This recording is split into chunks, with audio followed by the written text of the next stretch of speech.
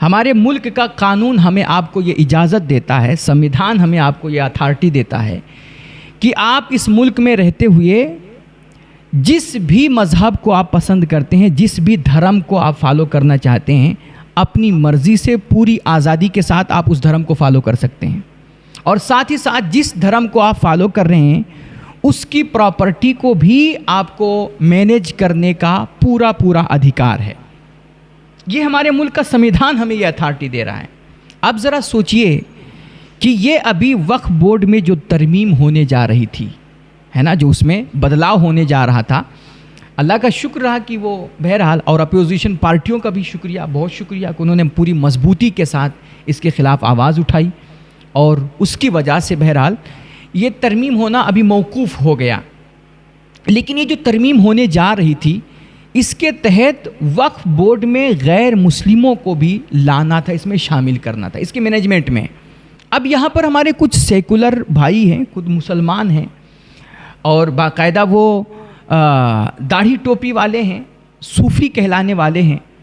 خانقاہ سے جڑے حضرات ہیں، یہ اپنے آپ کو مسلمانوں کا رہنما کہتے ہیں، اور رہنما اس وقت یہ بن کر کے سامنے آتے ہیں کہ جب حکومت ہمارے خلاف کوئی قانون لا رہی ہوتی ہے تو یہ بڑا آگے بڑھ کر کے سب سے پہلے اس کا سپورٹ کرتے ہیں۔ باقی اور مدعوں میں، باقی اور جب ہم پر آج کوئی آتی ہے، کوئی تکلیف آتی ہے، ہمارے بچے مارے جاتے ہیں، عبادتگاہوں کو توڑا جاتا ہے، اور کوئی معاملہ ہوتا ہے نا، تب یہ بیچارے نہیں دکھتے ہیں۔ تو ایسے حضرات کا کہنا ہے کہ اگر وقف بورڈ میں کچھ ترمیم ہو جاتی ہے، اس کے قوانین بدل دیے جاتے ہیں، اور بورڈ کو اگر سیکولر کر دیا جاتا ہے تو اس میں کیا خرابی ہے؟ میں کہتا ہوں اگر آپ اس کی خرابی کا حقیقت میں اندازہ لگانا چاہتے ہیں نا، تو آپ اس کو الٹا کر کے دیکھیے کہ مان لیجئے کوئی بہت عالیشان، زبردست، شاندار مندر ہے، مان لیجئے رام مندر ہے۔ رام مندر کی جو پراپرٹیز ہیں اور اس کی پراپرٹیز کو جو مینیج کرنے والے ٹرسٹ ہیں، اس کا جو بورڈ ہے،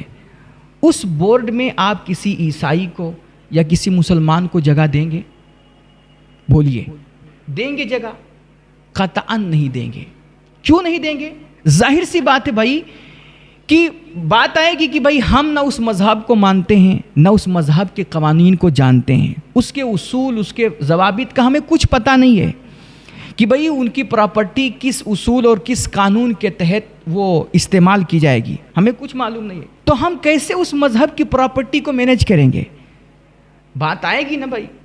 ہمیں اس کے بارے میں کچھ معلوم ہی نہیں ہے۔ تو کوئی بھی غیر ہندو ایک ہندو پراپرٹی کو مینیج صحیح طریقے سے نہیں کر سکتا ہے۔ تو یہی مسئلہ یہاں پر ہے کہ وقف جو ہے یہ خالص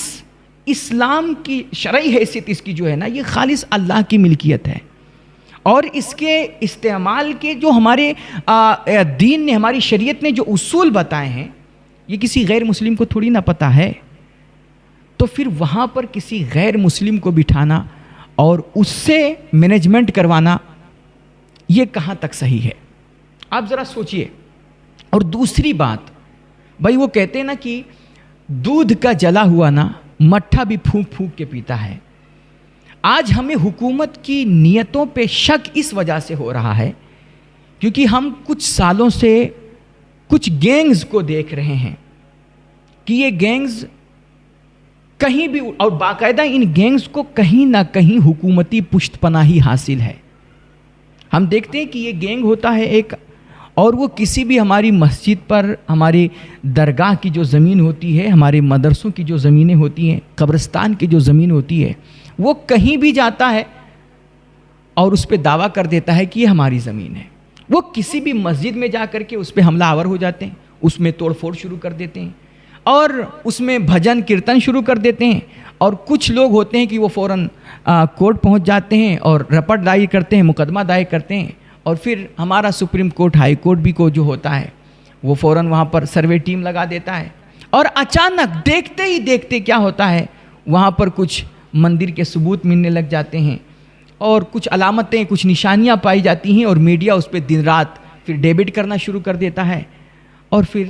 دیکھتے ہی دیکھتے وہ ہماری مسجد کی، ہماری مدرسوں کی، ہمارے درگاہوں کی زمین ہمارے ہاتھ سے نکل جاتی ہے۔ آپ ذرا سوچئے کہ ابھی ان کے ہاتھ میں، ظاہر میں اس گینگ کے ہاتھ میں کچھ ہے نہیں، تب یہ حال ہمارے ساتھ ہو رہا ہے کہ اتنی ساری زمینیں ہمارے قبضے سے نکل گئیں اور ان کے حق میں وہ چلی گئیں، فیصلہ کر دیا گیا۔ آپ ذرا سوچئے کہ جب ہماری زمینوں کا، ہماری جائیداد اور پراپرٹیوں کا مینجمنٹ ہی ان کے ہاتھ میں دے دیا جائے اور اس کا اختیار ان کو دے دیا جائے گا، تو آپ سوچئے کہ ہماری مسجدوں کا، مدرسوں کا اور ہماری ان جائیداد پراپرٹی کا کیا حال ہوگا۔ ہم بھی پہلے نا جذباتی طور پر جب یہ نیا یہ آیا تھا کہ بھائی ترمیم ہونے جا رہی ہے،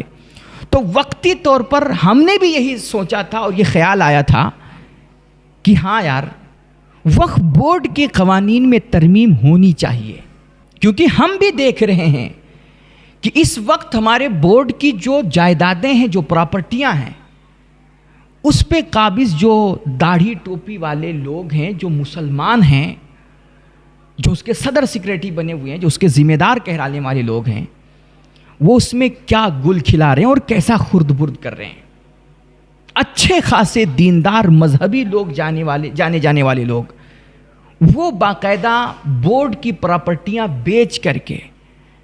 اور اس میں ادھر ادھر کر کے نا آج وہ محلوں میں راج کر رہے ہیں۔ کہتے ہیں کہ اس ہمارے ملک میں سب سے زیادہ ریلوے کے بعد اور کچھ سرکاری ادارے ہیں، ان کے بعد جو سب سے زیادہ پراپرٹی کسی قوم کے پاس ہے نا، وہ ہم غریبوں کے پاس ہے۔ یہ جو بھکاری قوم کہی جاتی ہے نا، ہماری آپ کی، مسلمانوں کی، اس کے پاس سب سے زیادہ پراپرٹی ہے۔ لیکن فائدہ کیا ہو رہا ہے اس قوم کو؟ اس کو کتنا نفع اس سے حاصل ہو رہا ہے؟ اتنی ساری پراپرٹیاں، میں نے کل بتایا تھا کہ 5 لاکھ سے زائد جائیدادیں ہیں وقف کی، اور اس جائیداد میں ایک پراپرٹی، ایک جائیداد،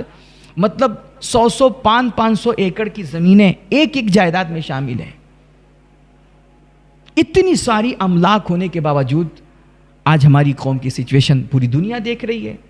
کہ کہیں بھی چلے جاؤ، سب سے زیادہ بھیک مانگنے والے لوگ اگر آپ کو ملیں گے تو ہماری قوم میں ملیں گے۔ تو مسلمان اس وقف میں، اس کے املاک میں، اس کی جائیداد اور پراپرٹیوں کے ساتھ کیا کر رہا ہے، ہم خود دیکھ رہے ہیں۔ اس لیے ہماری بھی چاہت تھی اور ہم بھی پہلے سوچ رہے تھے کہ ہاں یار، اس کے قوانین میں کچھ ترمیم ہونا چاہیے، اور یہ جو لوگ ایسا اس میں خرد برد کر رہے ہیں، ان کو سبق ملنا چاہیے، سبق سکھانا چاہیے، ان کے ساتھ سختی ہونی چاہیے۔ لیکن جب ہماری نظر ادھر گئی نا میرے بھائی، ٹھنڈے دماغ سے ہم نے سوچا، تو پھر یہ جو بل بنانے والوں کی نیتیں ہیں، یہ پوری تاریخ جو ہے نا، ابھی جب سے یہ موجودہ حکومت آئی ہے اور اس نے مسلمانوں کے تعلق سے لے کر کے جتنے بھی بل بنائے ہیں، جتنے قوانین لے کر کے آئے ہیں، اس سے سوائے مسلمانوں کا نقصان ہونے کے فائدہ ابھی تک کچھ نہیں ہوا ہے۔ چاہے وہ ٹرپل طلاق کا مسئلہ ہو یا کوئی بھی مسئلہ ہو، جتنے بھی قوانین آئے، اور باقاعدہ یہ اسی لیے کیا ہی جاتا ہے کہ ایک کمیونٹی کو، ہمارے ملک کے اکثریتی طبقہ کو یہ باور کرانا ہے کہ دیکھو ہم مسلمانوں کی کیسے جو ہے اسکرو ٹائٹ کر رہے ہیں اور ہم ان کو کیسے پریشان، بس ان کو پریشان دیکھ کر کے ایک قوم ہے، ایک طبقہ ہے جو بڑا خوش ہوتا ہے اور اس طرح ان کا ووٹ بینک بن جاتا ہے۔ بس اس کی وجہ سے یہ سب کچھ ہو رہا ہے۔ باقی بھائی ہماری جائیداد ہے، ہماری پراپرٹی ہے، ہماری ملکیت ہے، تو اس کی فکر آپ کیوں کر رہے ہیں؟ اس لیے میرے بھائی، یہ جو قانون میں ترمیم کرنے کی کوشش کی جا رہی ہے، اس کے پیچھے حکومت کی نیت اچھی نہیں ہے، ٹھیک نہیں ہے، بالکل ٹھیک نہیں ہے۔ اس لیے ہمارے وہ جو صوفی حضرات ہیں، خانقاہی حضرات ہیں، ہمارے کچھ مسلمان، سیکولر مسلمان بھائی ہیں، میرے بھائی آپ یہ جو 40 تبدیلیاں اس وقف بورڈ میں کرنے کی پیشکش کی گئی تھی، آپ اسے ذرا ایک دفعہ ٹھنڈے دماغ سے پڑھیے، اور خود نہیں پڑھ سکتے تو کسی دوسرے سے پڑھوا کر کے اسے سمجھیے، اور پھر سوچئے کہ یہ جو 40 طرح کی تبدیلیاں کرنے کی کوشش ہو رہی ہے، اس سے ہمارا فائدہ کیا ہوگا؟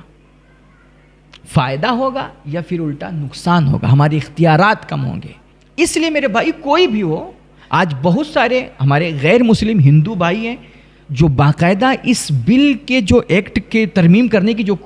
کوشش کی گئی، اس کا کھلے لفظوں میں انہوں نے مذمت کیا، سخت اعتراض کیا، اور ظاہر سی بات ہے یہ میں اسی لیے کہہ رہا ہوں نا کہ اپوزیشن پارٹیوں کا بڑا شکریہ کہ انہوں نے جم کر کے اس کے خلاف آواز اٹھائی جب، تو الحمدللہ اللہ کا شکر ہے کہ یہ بھی ترمیم ہونے سے رک گیا معاملہ۔ تو جو بھی سمجھ بوجھ رکھنے والے ہیں، جو بھی حق پسند ہیں، انصاف پسند ہیں، وہ اس کے خلاف آواز اٹھا رہے ہیں اور اس کو غلط سمجھ رہے ہیں۔